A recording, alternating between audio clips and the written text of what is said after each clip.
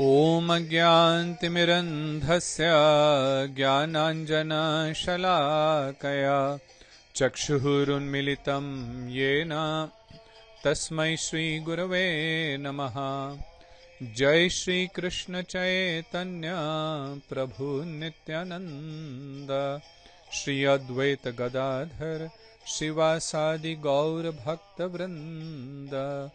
Hare Krishna Krishna Krishna Hare Hare, Hare Ram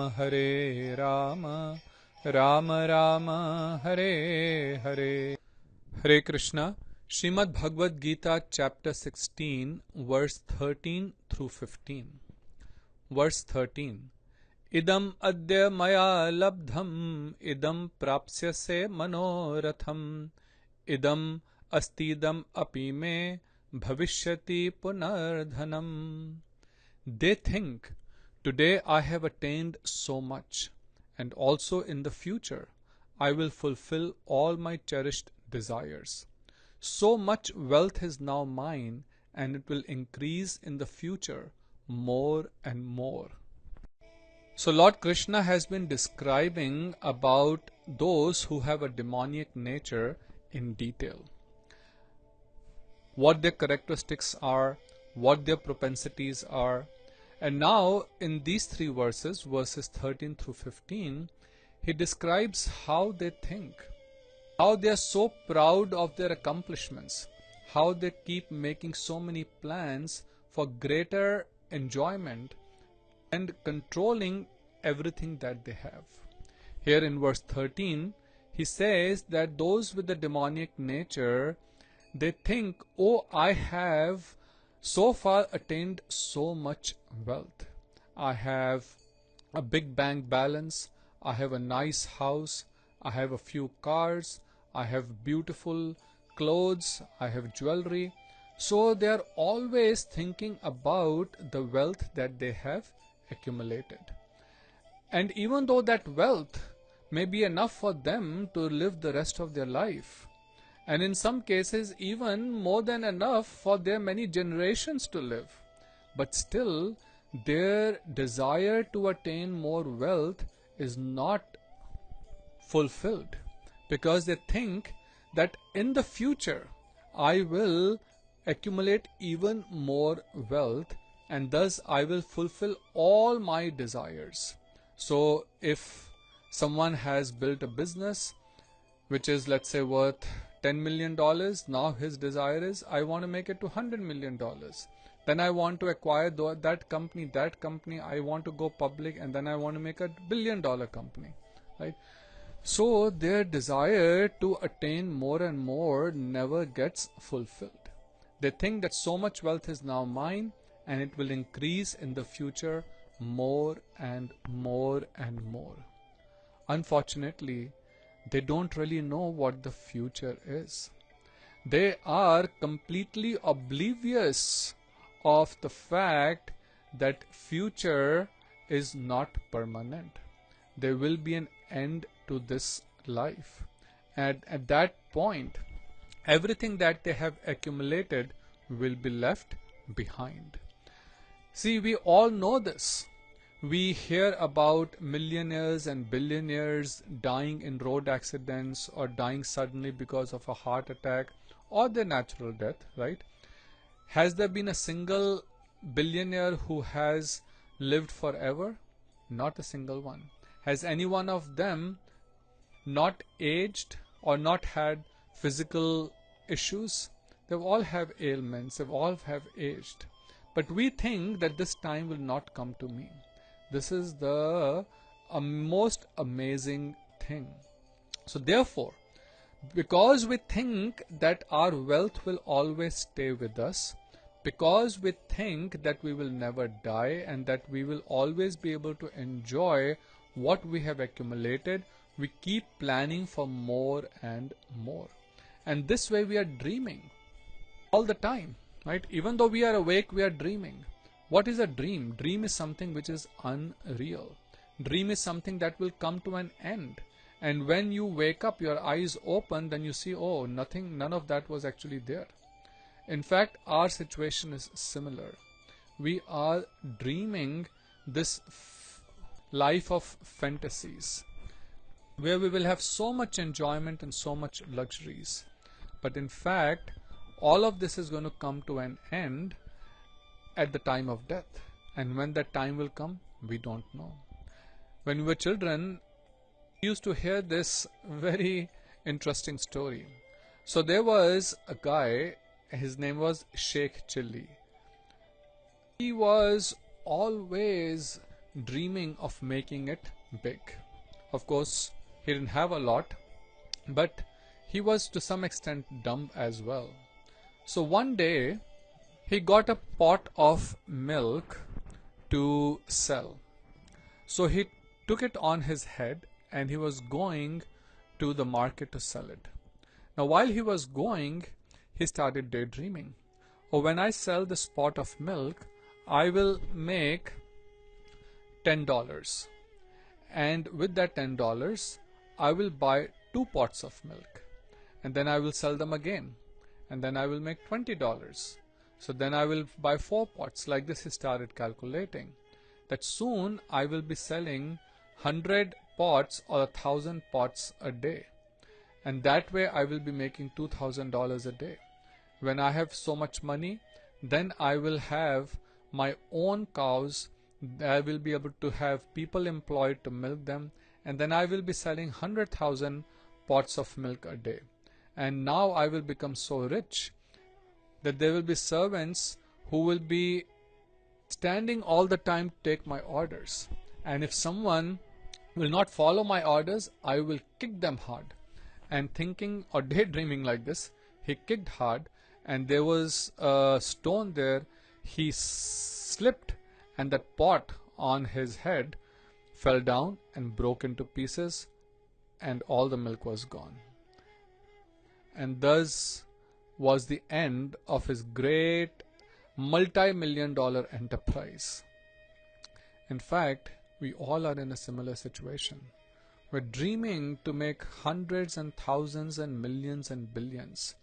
And in our dream, which of course our life, we are thinking, I will do this, I will do that, in the illusion that we are the ones who have the power to do all of it, not knowing that whatever we are getting, it's only because of our previous karma, good or bad. And it is not really our effort that alone gives the results. Yes, that is certainly one of the aspects, but the time has to be there. Our karma has to be there. The time, the place has to be right, and the Lord's mercy has to be there. But we think it's only our own efforts that are yielding all the results. And thus, in that pride, we do not see the reality of wealth, that it will one day come to an end. And in that effort to make this wealth, which is anyways temporary, we lose our precious life, which is our opportunity to go to the spiritual world and have permanent blissful life. So this is the thinking of those who are demoniac. But those who are devotees, who understand the reality of life, they certainly work to make an earning, but only to the extent that is required. They don't over endeavor for things that are temporary and of no use for the ultimate purpose of life. Then Shri Krishna says in verse 14, Asau maya hatah shatruhu hanishye cha aparanapi Ishvaro aham aham bhogi siddho aham balavan sukhi.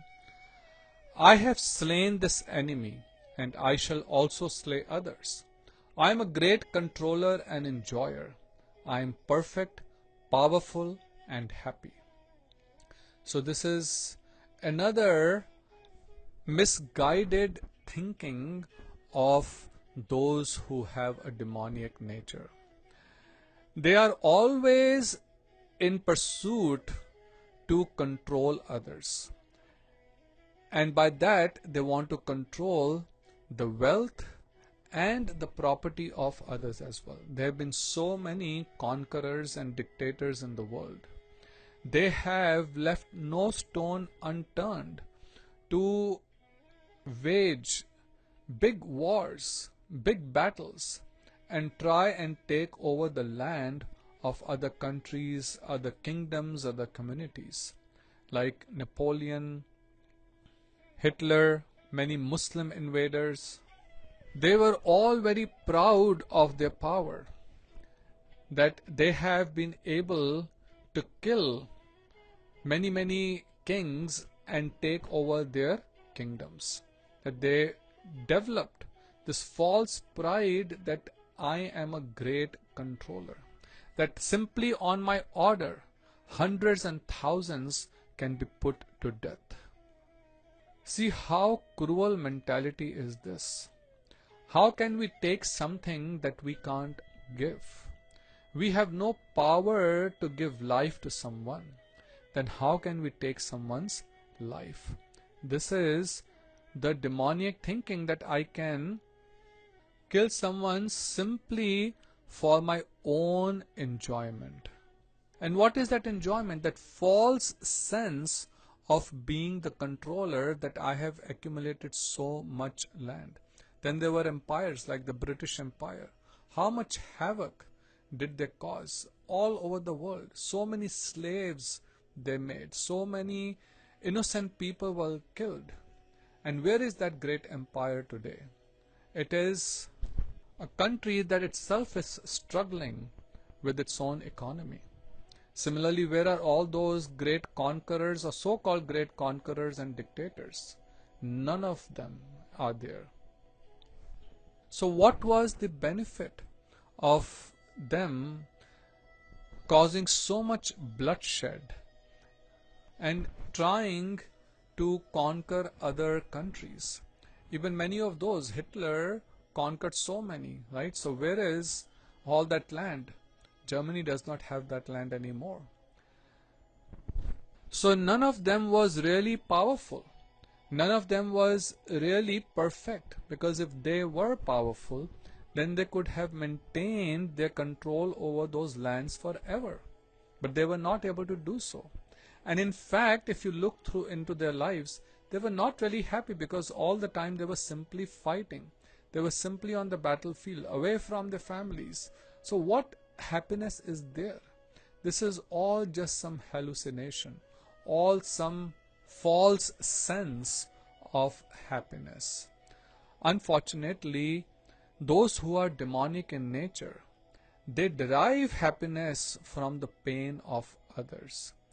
And this is totally opposite to the nature of a devotee, who derives happiness by serving others, by helping others. They never think of hurting anyone. What to talk of humans, they don't even want to hurt an ant. So this is the stark difference between those who are devotees and those who are demoniac. And then in verse 15, Shri Krishna states, Adhyo abhijanvan asmi ko anyo asti sadrisho maya yakshe dasyami modishya iti ajnana vimohitaha. I am wealthy and of noble birth. Who is equal to me? I will perform ritualistic sacrifices and give in charity. Thus I shall enjoy great happiness. Deluded by ignorance, they speak in this way. So Shri Krishna is saying that even though they are demoniac in nature, even though they are causing so much harm to others, even though they are causing so much bloodshed, but they think they are of noble birth. And we see that today as well. People who are killing others, they themselves think that they're doing a great thing by protecting their own, when their own also may not be interested in what they're doing. So they think that, oh, I am very wealthy, I am very powerful, I am born into a high class society or a high class family, therefore nobody is really equal to me. And this again is because of gyan, ignorance. Ignorance that I am this physical body. And if the body which is born in a certain community, in a certain family, because of that we think that I am also very powerful and a great person, not knowing again that this body is slowly going to age and come to an end. And what would be in your next life? You would be suffering in hellish conditions because of all the sin that you have done in this life. Do you think you will not have to suffer for that? Even in this world, if someone commits a crime, if you go and steal from someone's home, or if you go and kill someone, you are punished for that, right? So either a civil punishment or a criminal punishment is given by the judge. So when we are doing so many sinful activities, would the Supreme Judge, the Supreme Lord, not make us pay for our sinful acts? Certainly we will have to pay. And both in this life and in many next lives we will have to suffer for it. The scriptures describe all of this, but we turn a blind eye to what the scriptures are saying, what the sadhus, the saintly people are saying, what the Lord himself is saying here in Bhagavad Gita. Instead, those of demonic nature think, oh, I can perform some rituals and I can perform some charitable activities, and because of this I will gain lot of wealth. So they do believe in some sort of karma, that if I do some good things, then I will get some benefit. So their charity is not actually to help those who are in need. Their charity is only a business to gain more than what they have given. So if I give $100 in charity, I will probably profit $1,000. That's what their mentality is, that's what their desire is. Just like Ravan. Ravan was a demoniac king, but he was also very well versed in the Vedas. But he did not understand the conclusion of the Vedic scriptures, that Sri Ram or Sri Krishna, they are the Supreme Lord. He took only to the ritualistic practices given in the Vedas and all the different kind of mystical things that are described there, that by performing certain types of rituals, certain types of sacrifices, one can attain a lot of power and wealth. He only took that part of the Vedic scriptures only for the purpose of becoming more powerful. So those who are demoniac, they also may go to the temple. They may also read some books, or they may also perform some so-called religious activities, but their goal is not to surrender to the Supreme Lord. Their idea is not that there is a Supreme Lord whose servant I am. Their idea is that by these things, by performing certain rituals, I can gain more power and more wealth, and therefore I can become a bigger controller and a bigger enjoyer, and I can become more happy. Unfortunately, that so-called happiness deludes them all the time, because they themselves are deluded by ignorance. So we should understand this, that the real happiness lies in surrender to the Supreme Lord, in utilizing our life for the ultimate purpose of Krishna consciousness, realizing that we are eternal servants of the Supreme Lord. Hare Krishna, Radhe Radhe. Have a very blessed